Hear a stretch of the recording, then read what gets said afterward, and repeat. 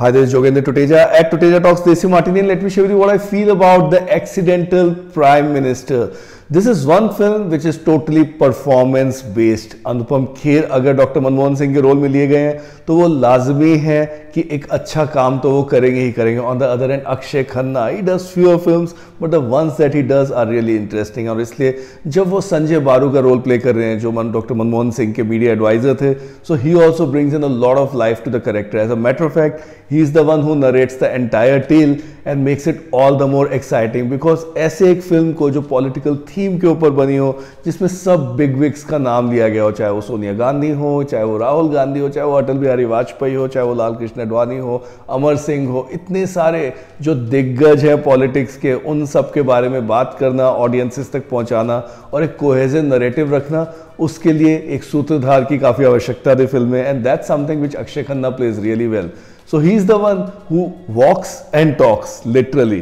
On the other hand, Anupam Kher, he really lives and breathes the character of Dr. Manmohan Singh.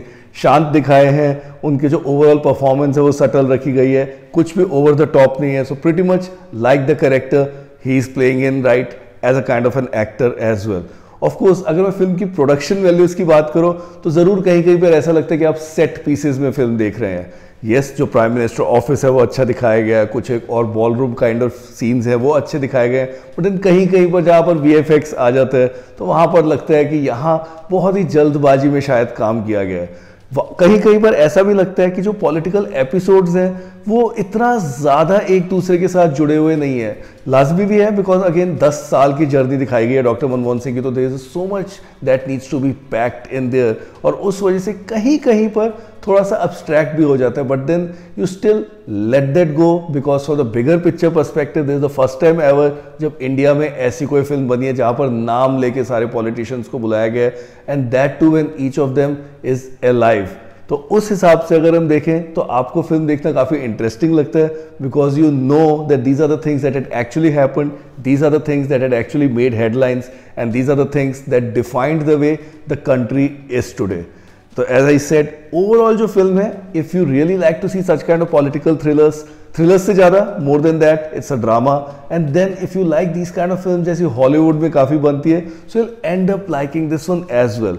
उसके अलावा because of the performances you again would stand up and really clap, especially for Anupam Kher and for Akshay Khanna.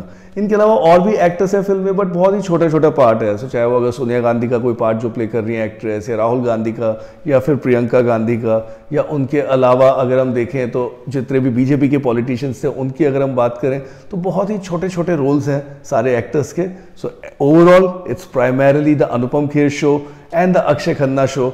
And उस हिसाब से अगर हम देखें तो first time director विजय रत्नाकर जो है उन्होंने उनको स्क्रीन पर अच्छे से दर्शाया है, and he makes sure that audiences go back home satisfied. तो ओवरऑल जो मेरी फिल्म की रेटिंग रहेगी that will be 3 stars. This Jogendra Tuteja signing off from Tuteja talks देसी मार्टिनी.